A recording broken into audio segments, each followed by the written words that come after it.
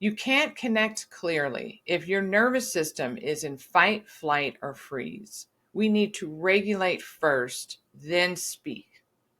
Number two, name what's hard. It's okay to say, I'm feeling overwhelmed, or I need a moment to gather my thoughts.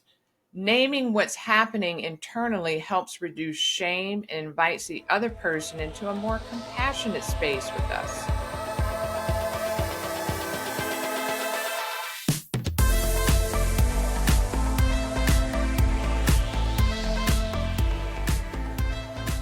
Have you ever felt completely unable to express your feelings, even to someone you trust? Maybe the words are there, but they won't come out. Or you fear being misunderstood, judged, or worse, dismissed. You're not alone, and today we're going to talk about why. Welcome to the channel. I'm Heather Hewitt, and today we're diving into a topic that affects every one of us, whether we realize it or not. Emotional barriers to communication. They're there, and they're invisible, but they shape every relationship, conversation, and connection we have. Understanding these barriers is the first step to breaking them down so we can speak from the heart and truly feel heard. Well, let's talk about the challenge. We all want to be understood, but often we can't bring ourselves to open up. Well, why? It could be fear of vulnerability. Opening up feels risky. What if we're hurt, rejected, or misunderstood? There could be past emotional wounds. Maybe you tried to express yourself before and got shut down, and that stays with you. Then there's societal expectations. Be strong, don't cry, man up. These messages teach us to bottle emotions instead of sharing them. The result? We stay silent. And silence breeds distance, disconnection, and resentment.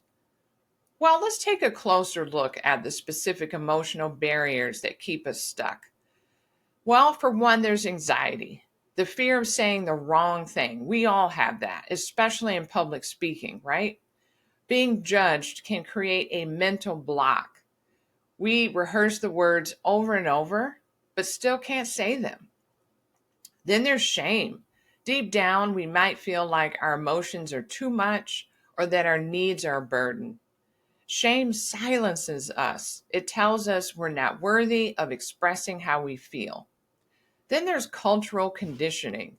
In some cultures, speaking openly about emotions is considered weak or disrespectful. These beliefs are passed down quietly but powerfully.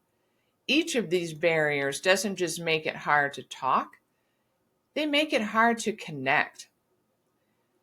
Well, communication can be especially difficult for neurodivergent and highly sensitive people. So let's break that down a bit. Let's talk about why communication can feel especially hard for neurodivergent and highly sensitive people. First, both groups often process the world more intensely. That means we pick up on the subtleties others miss, tone of voice, body language, or emotional undercurrents, and can become quickly overwhelmed in emotionally charged situations. This heightened sensitivity can lead to emotional flooding, where the nervous system gets overloaded, making it hard to express our thoughts clearly or stay regulated in conversation.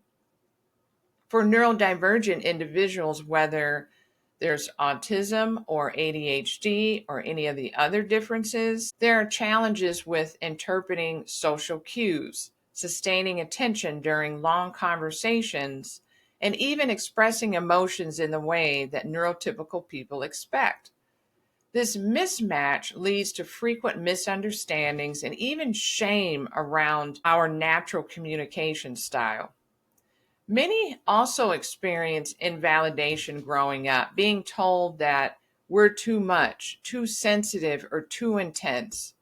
And as a result, we learn to suppress our voice or avoid vulnerable conversations altogether, fearing judgment or rejection.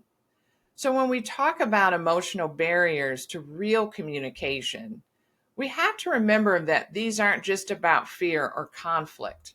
They're also about nervous system regulation, past trauma, and even unspoken expectations that we feel from others.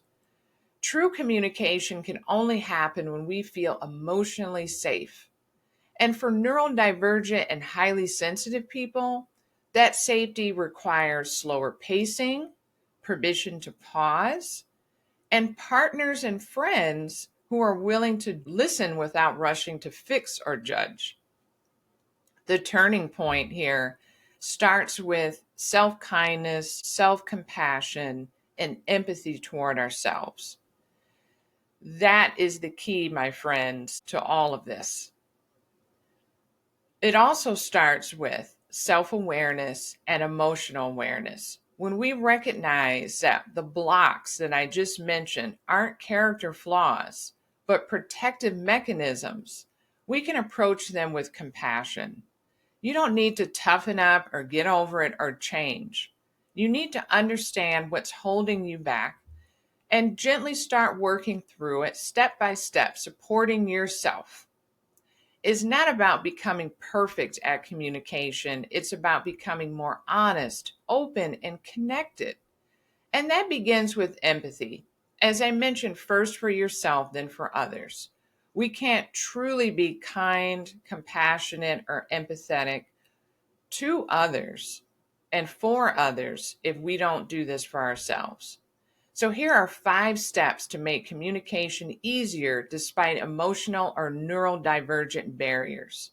So, what can we do when communication feels overwhelming or blocked? Well, here are 5 steps that can make a real difference. Regulate before you relate. You have to regulate your nervous system. Before we dive into a tough conversation, take a moment to ground yourself. Breathe, stretch, step outside. You can't connect clearly if your nervous system is in fight, flight, or freeze. We need to regulate first, then speak. Number 2, name what's hard. It's okay to say, I'm feeling overwhelmed, or I need a moment to gather my thoughts. Naming what's happening internally helps reduce shame and invites the other person into a more compassionate space with us. Set communication agreements. Ask for what you need up front. That might sound like, can we talk without interruptions? Or I'd like to take turns so we both feel heard right now. Clear agreements help reduce anxiety and miscommunication. Use written words if needed. If speaking is hard in the moment, try writing your thoughts down first.